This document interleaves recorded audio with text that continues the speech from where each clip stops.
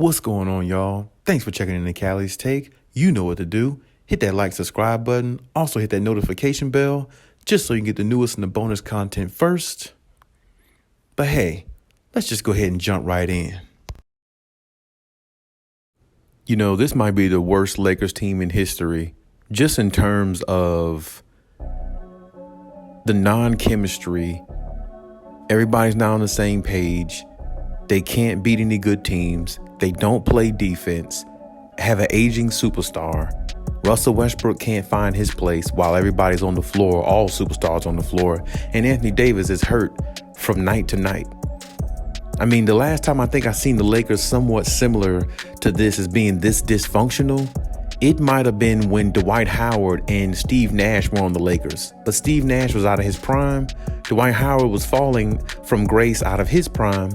And Kobe was still in his prime and just had a couple guys who really just weren't, a fit for the organization.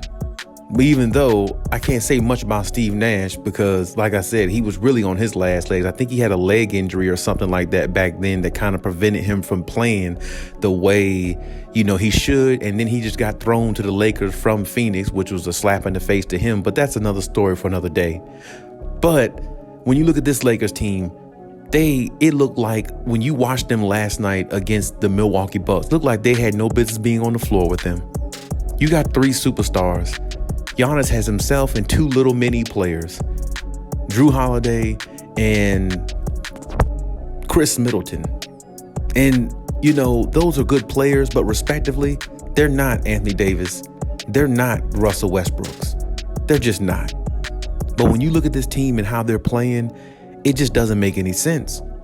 It doesn't make any sense what is going on with this team. And I know Russell Westbrook is a problem. He's always been a problem. But as I said before in several videos ago, if anybody can help make Russell Westbrook a better player, or maybe not even a better player, but help Russell Westbrook to tune his game a little bit to where you can win, would be LeBron James. Because he's always been the type of player that can rally the troops, get guys to play a certain way, and get his guys involved in a way where they can be effective, and so can he. But in this situation, as I said before, it just doesn't work. Russell Westbrook can't stretch the floor.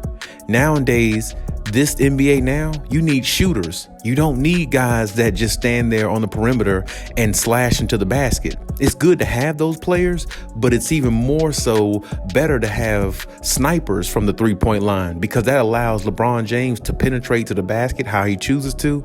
And when he does draw double teams, he makes teams pay by kicking it out to the three-point line and let the three-point shooter cook. And that's the reason why when Malik Monk is in the game, he fits a lot better with Anthony Davis and LeBron James, because he can stretch the floor, he could take you off the dribble, and he could finish around the basket underratedly. So, when you have a Russell Westbrook on there, when you're sitting in fourth quarters and you're not playing him in fourth quarters, you're going to get a frustrated Russell Westbrook, in which now I know he is. He says of the night, because they won when he got taken out overtime, the win is all that matters. That's not all that matters to Russell Westbrook. Russ wants to be in the game fourth quarter, make splash plays.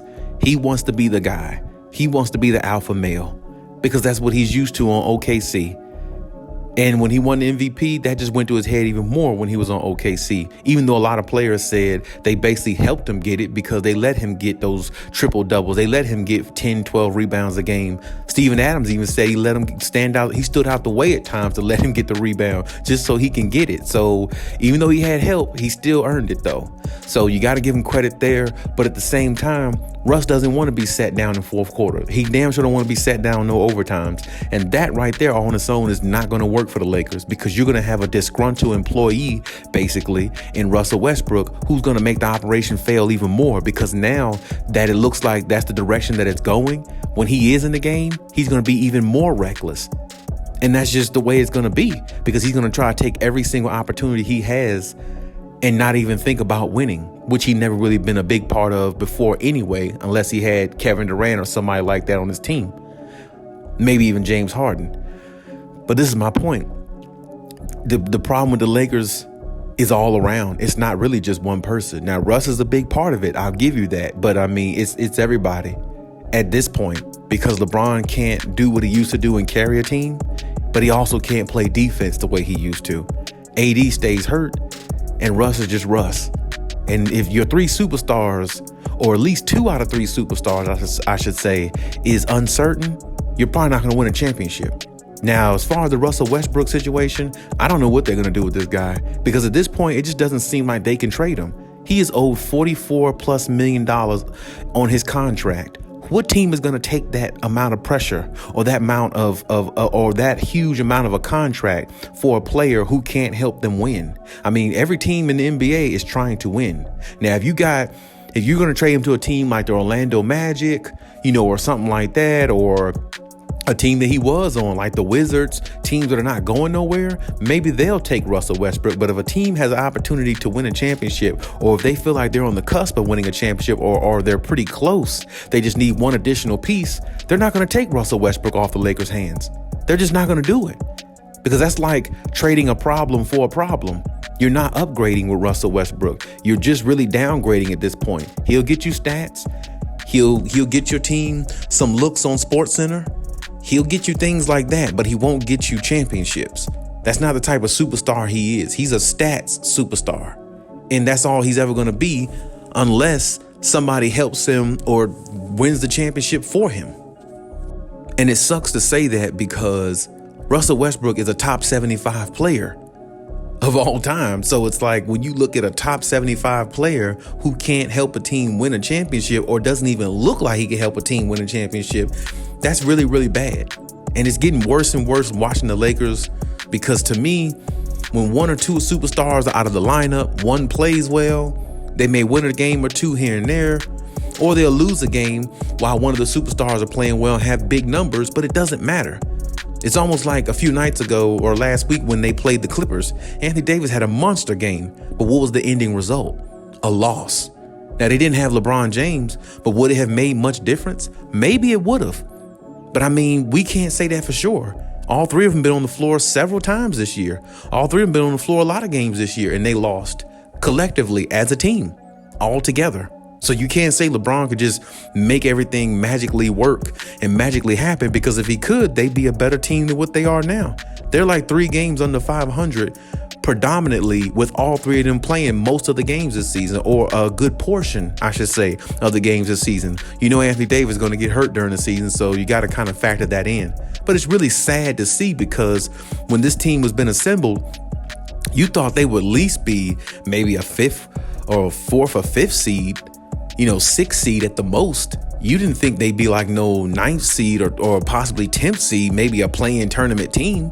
That's not what most people saw. At least I didn't feel like that's what I saw in this team. Now, I didn't think they would be a championship team like everybody was anointing them in the beginning or before the season started. It's them versus the Nets in the finals. Well, so far, that doesn't look so good, because the Nets, they don't know what they're going to do with James Harden. And I don't know if James Harden wants to play for the team anymore, just because he's in disarray because of what Kyrie is doing.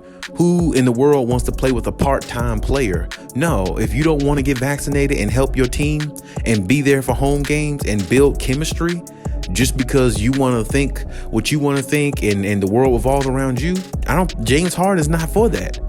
And Kevin Durant shouldn't be either.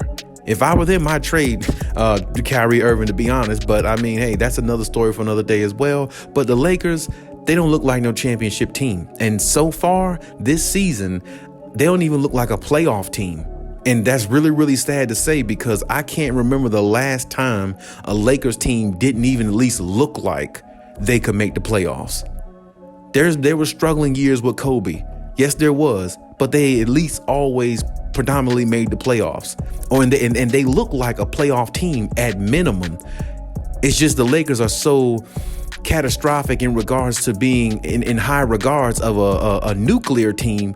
It's championship or bust with a Lakers team every single season. But this team right here doesn't even look like they can even survive the first round of the playoffs. And whoever they play, I mean, think about it. If they happen to play the Warriors, the Suns, or Memphis in the first round, I don't think they could beat any of those teams in the first round if they happen to make the playoffs. I don't think so. So it's like, when you look at this team, where do they go from here? They really can't trade Russ. Nobody wants him. And if they do try to make a trade, what are they going to get in return? Nobody's giving up a valuable piece for a player like Russell Westbrook. I mean, think about it. The Kings don't even want to give up Buddy Hield for Russell Westbrook. And Buddy Hield's a really good player, but he's not a top 75 player. But that just goes to show you what teams think of Russell Westbrook. They don't even want to give up a good role player for Russell Westbrook because he is just utterly trash in regards to helping you win. And every team wants to win. They don't want to just have stats and somebody, putting up triple doubles that are empty calories and don't mean anything. They want those stats equating into winning, which can help their organization build, and they can build around that player and have other players want to come there. Other players not going to want to come to a team where Russell Westbrook is on because from what you're looking at now, if you didn't know in the past, you can't win. Kevin Durant said it years ago. Russ is a great player, but I can't win with him because he just doesn't have winning intangibles. He couldn't win with Paul George. He couldn't win with James Harden. Now, he couldn't win. He can't win with LeBron James and Anthony Davis. I mean, really, the proof is there. I don't know what else needs to be said or what else needs to be done, but whatever the Lakers need to do, they got to try to find a way to either make him understand you need to come off the bench, roll with the second unit, or maybe try to find a way to get him out of there. But that's going to be really tough because I don't know if nobody wants a $44 million contract to take on that high of a contract for a player in which they can't utilize to help better their franchise. That is way too much money to be taking on a player. Now, if he was making $14 to $20 million a year, well, then maybe the Lakers might have some leverage, but they have no leverage because that's way too high of a contract for a player who doesn't show the value of the money that he's getting paid. So, I mean, LeBron is stuck. LeBron is frustrated. So is the organization. And I'm pretty sure the organization is thinking they need to make a move. Everybody in the locker room is thinking they probably need to make a move. But last night against the Bucks really just showed it. The Bucks had 38 points in the first quarter. I knew then, I said, the Bucks are going to blow this team out by 20, probably. I mean, I just knew it. Because the Bucks were getting anything they wanted. It was no struggle. Giannis being Giannis. Giannis scores like 44 points. I mean, like, it's ridiculous. The non-defense, just everything with the Lakers is a mess. But we'll see how the season pans out. It's not quite over yet. We still got 30, 40 games left in the season. We'll see what happens with the Lakers. But right now, it's just not looking good. Not looking good at all. But hey, that's my take on everything. You leave any comments in the comment section, as always. And hey, Khaliis out.